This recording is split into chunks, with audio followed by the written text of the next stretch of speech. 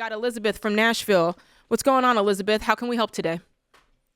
Hey guys, how are you? Doing good. How are you? Good. Okay, I hopefully have a simple question. Okay, so me and my husband were talking last night about the budget, and we were just we're a little stumped on something. Should we be saving any of our money just to save money?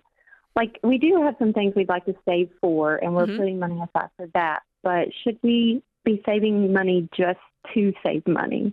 Are you on baby step 3 or baby step 1?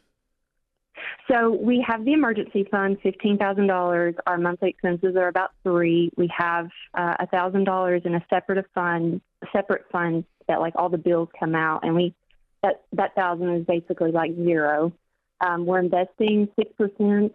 And we're only doing that because we are technically at baby step 3B, and we're trying to save somewhere between $1,500 to $2,500 a month for a down payment. Cool. Very so cool. This is outside of the emergency fund, outside of like sinking funds. Should we be saving some money just to save money? Well, no. And then also, would it be wrong? Like, if we had money saved up, would it be wrong to use that money if something came up and we were like, oh, I'd like new kayaks or shoes or something? Okay. Yeah, I hear what you're saying. So I do want to call out the fact that you guys have got your own system that you're working. It's not the baby steps. And that's fine if you want to work whatever system that you, Elizabeth, and your husband want to work. But What are we doing wrong? Okay. I'm glad you asked. Thank you for asking. Elizabeth, you shouldn't have done that. No, that was good because if she had it was choose your own adventure there for a minute, John. If she had chosen to be like, what? No, what do you mean? Then we would have gotten into it. But Elizabeth is like, I want to learn. Help me. I love it, Elizabeth. Okay.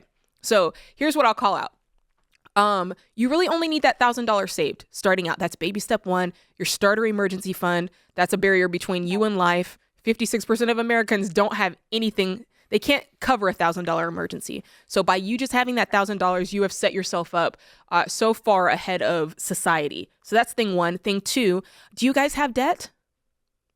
No. Okay. Debt. Baby step 2 is done.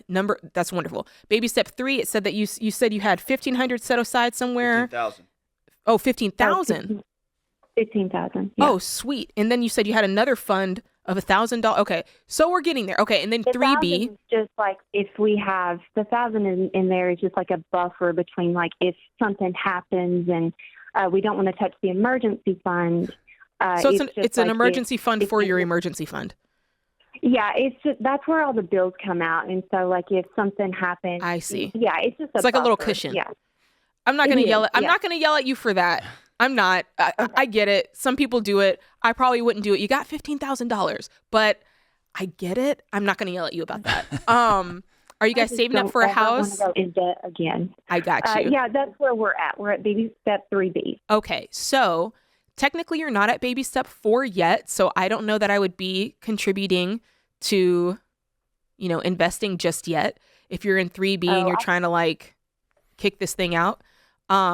I thought Dave said you could do like a little mix of both. You could. It just depends on what your goals are, if you're trying to hurry up and do this or not. Because, technically the baby steps work in order. But like if you were a person and you were already in a house and you were saving for another house, I wouldn't tell you to stop investing to save for another house. Do you see what I'm saying? Like I wouldn't have you go backwards in that way. So if you want to do a little mix of it, I'm not mad at that. But if you're trying to move quickly, I'd probably hold up for a minute and walk the baby steps exactly in order. I hear you. You know what I'm saying? So, yep. Can I ask you this, Elizabeth? What are you scared is going to happen? What do you mean, John? You've got layer on top of layer on top. You are trying to insulate yourself from the world. Fortification. Maybe. What are you scared is going to happen? John, I went in debt and I never want to do it again. Okay. Having a little cushion, let me just say this, in the account that you're paying your bills from, having a line item in your budget that's like, hey, no matter what, there's always $500 here. No matter what, there's always $200 here. I'm not mad at that. I think if it gets excessive, it could be an indicator of possibly something else. So, Elizabeth, yesterday I was talking to his name is Sal DiStefano. He's a good buddy of mine, and he is with the Mind Pump guys in San Jose. They basically are doing for the fitness and nutrition industry what Dave has done for 30 years for the finance industry. I trust the guy, and he's brilliant. Here's what he told me. He said most people fail. I think it's up to 90% of workouts and diets fail because people they don't like what they see in the mirror so much.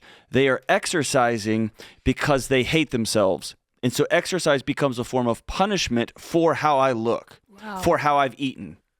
And what he said is, if you go into the gym to exercise as a form of punishment, you deserve a hard workout today because of how you look and how you eat and how lazy you are. And these are all things we're saying to ourselves. That is going to fail. So sad. It's going to fail. And so what I want to tell you is you went into debt. You did. And you owned reality, and you and your husband have worked your butts off. I want you at some point to stop punishing yourself and stop setting up all these curbs for, well, what if I do it again? Because that's not you anymore. And I want you to start going to something, not dragging around this past and trying to create all these imaginary buffers for ways you might do something stupid again. That's not who you are anymore. And go towards something, right? So when people go to the gym because they know they're worth that hour, when they eat right because I know how good I'm going to feel tomorrow when I wake up, those people stick to those diets. You're talking about identity change, and that's what that's what I'm talking about here. I want you to give some credit to my new friend Elizabeth that's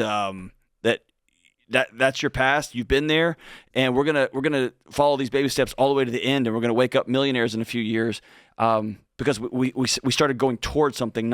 We didn't continue to run from things. Does that make sense? I hear you, John. Yep. That's so good.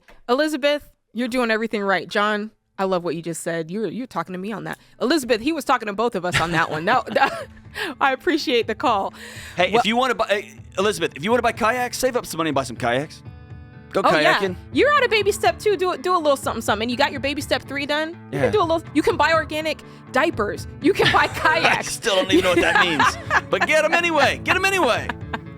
You can spend a little bit of your money. Remember, you can give your money, you can save your money, you can spend your money. And don't forget to have a little bit of fun with this. You know what I'm saying? Guys, this is The Ramsey Show.